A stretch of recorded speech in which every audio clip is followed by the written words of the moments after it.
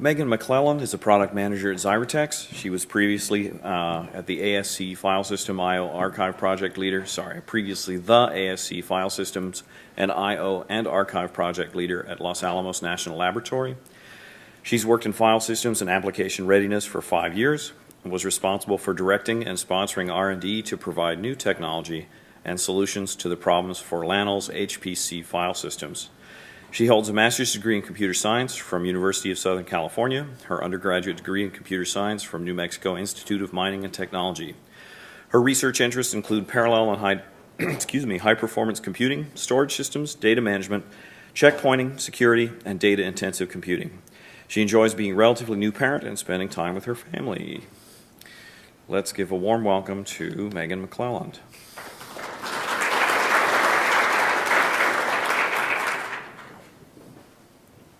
Much. For those of you who didn't make it back quite quickly enough from lunch, I am obviously not Dr. Peter Brahm. He is in Holland with his father, who is extremely ill. So I am here giving his talk. Peter apologizes for not being here, but our thoughts are with him. Today I'm talking about EIOW. We are changing the name to Exascale I. EIOW is kind of a mouthful. You can't say it without spelling it. So we like the new Exascale I name. I'll try not to go back and forth too much. I'm going to try to call it Exascale I, but we all are changing to the new name. Large-scale data management is fundamentally broken. It works somewhat. It functions as an awkward patchwork. We're, as a group, discussing the current practices, the future needs, what's wrong with the current approaches, and what framework can be built to handle this. The Exascale 10 work group has worked with application developers and storage experts and made exciting progress. Our mission: we would like to architect, design, and implement an open source set of Exascale I/O middleware. We're working with application experts. They are helping explain the requirements so that we can build the framework for the next generation of storage. So far, we have about 40 participating organizations in the group. Here is a list of them, which is undoubtedly partial. It always happens that you miss someone. I hope I didn't miss anyone, but here's a list of the participating organizations so far. If you don't see your organization there, we would love to have you on this list. EIOW is an open effort. We are EOFS supported, the European Open File System. As my good friend Hugo said this morning, it is not competing with Lustre. We encourage open SFS participation and collaboration. It was EOFS supported since inception, and it is a core project for EOFS starting in September 2012. Everything is being published on the web. Everything is being actively copied and amended. We're currently moving to a new website, so there's been a little bit of transition with the new name and the new website, but it will all eventually be there. And we're moving into the direction of the Internet Engineering Task Force style-controlled openness. EIOW intends to be a ubiquitous middleware. We want an agreed-upon, eventually standardized API for applications and data management. We hope to be an implementation of choice for researchers to study, amend, influence, and change. Research projects are now numerous, and we're really looking to, I want to emphasize this point, be vendor neutral. Anybody can bolt their favorite data object and metadata stores onto this framework. So middleware issues, there are hundreds of middleware packages, sometimes layered. And application developers regard them as useful and convenient when they know how to use them and when they can use them correctly. The parameter space for some of these middleware are gigantic, and they're generally very difficult to get working well. You have to really know the package and be an expert to get these working well. And we think that that makes it not quite ready for future hardware, and it's difficult to use. The stack isn't working very well. Many of these packages have different strengths and weaknesses. There's no stack, and they're nearly impossible to debug. Don't get me wrong, we think that they're very good efforts. It's just that it would be much better to have these things in the design from the beginning instead of re-implementing major parts of the file system. Neither file systems nor middleware are ready for new hardware, particularly memory class storage. So this is an introduction to what Peter calls the Exagap. 10 petaflops is today, handled by mostly large Lustre storage systems. We have one at 1 terabyte a second, which is incredibly exciting, several billions of files.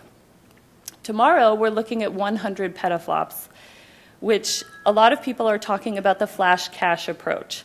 The flash takes the bursts, the disks are more continuously used as things are asynchronously bled off. It's going to take about 20,000 disks, about 0.5 megawatts of power, lots of heat, lots of failed drives, and probably metadata servers will become the scalability limit. At 1 exaflop, the paradigm breaks. 100,000 disk drives are going to be required, and it's not acceptable. It's going to take too much power. Data is not going to be able to get there quickly enough. And so we're looking for data management that can help with this gap. And just because I haven't had a picture yet, and I come from the national labs, here's a picture of big data in the military. These guys are looking at an exabyte a day in some of their projects for 2015 and beyond. We need to be ready for this. So for future needs, we have file system clients that will have about 10,000 cores each. Architectures will be heterogeneous. Flash and PCM storage leads to tiered storage. And it's anti-revolution. Disks will only be a little bit faster than they are today. We can't just throw more disk at this problem. So we're looking at tiered storage, in part memory class storage, data management to move less data to the drives, and we want to scale performance 100x more than today. Peter often compares this to pre-SQL. I wasn't alive, but databases were in this situation. And what he's looking at is some sort of framework to handle things just like databases solved this problem in the 70s. We want to make a manageable API for unstructured data. EIOW, Exascale I, is an emerging framework. We want to provide rich I/O and management interfaces, a platform to build layered I/O applications efficiently and correctly. HDF5 metadata without laying it on top of other file systems would be a good example of what we're trying to do here. We would really like to see logging and analytics through the stack. It's very hard to figure out what's happening on your file systems now. Talk to people who've tried to trace their applications and figure out where things are going wrong or where things are performing slowly. It's very hard to do. We would like this to be part of the framework and to be integral in the system. Transactions and data integrity through the stack will be important. And we would like to see a not 1980s approach to availability. It's got to be built in. What we've seen is that most requirements can be addressed as add-ins, adding plugins to a base system. Here's a component decomposition diagram from some of the discussions. On the very right is our simulation and modeling component. This is going to be a critical part of our solution. We think that you can simulate and model what you should be getting and compare that to what you actually are getting for performance, and that it's going to be very helpful and should be part of the system. In the middle, you have your RAS component. Again, very important. Things fail. We're planning on them failing, and I'll talk a little bit more about that on the next slide. On the left is the all-important interfaces component. This is where we have our schema and distributed containers and our interface collections. Each one of these components have work groups within the Exascale 10 working group. We all have phone calls for each component and for the entire group. If there's one in particular that you want to participate in, you can focus on that work group. Non-blocking availability. Failures will be very, very common in these large systems. And what we've decided from our requirements meetings when we were talking about gathering requirements and what's wrong one of the things that really isn't working is waiting for resources to die off completely, waiting for the resource to recover, or waiting for the resource to tell you that it's dead just isn't working. So what we'd like to see instead is a focus on availability. If there's no reply, change the resource. We want to just route around it and move on. We'd like to see an asynchronous cleanup of the resource behind it if it's not working, or maybe even the resource coming back later if it gets fixed. There was a lot of discussion this morning during John's talk about how you do that, and we welcome participation in this, figuring out how you recover from some of those things when things are in flight. But that's the general idea. High availability. Peter talks about an immortal core. So what his vision includes is no single thing in charge. He wants an immortal core that is much more like Google's Chubby, is actually what it's based off of. And so there's no one thing in charge, it's a group of things, and anything can take over for anything else. And so nothing can fail and bring down the entire file system. We've had a number of workshops. We had 3 for requirements gathering. The first one was in Munich, the second in Portland, and the third in Tokyo. We're trying to have workshops all over the place to increase participation. So we try to have them in different areas. The 4th workshop was in Barcelona. It concentrated on the architectural design and funding. Alternative approaches were discussed in the 5th workshop in Salt Lake City. The design discussion of code components was in San Jose. Our next workshop is in Germany. I encourage everyone to attend. It's an implementation level design and future efforts discussion. We're going to have a number of talks there. It's a full day on June 20th. Our community efforts include phone calls for everybody to join, and there's a new website. Prototype code is being developed. We've got a core system that has some code written and delivered that people are currently evaluating.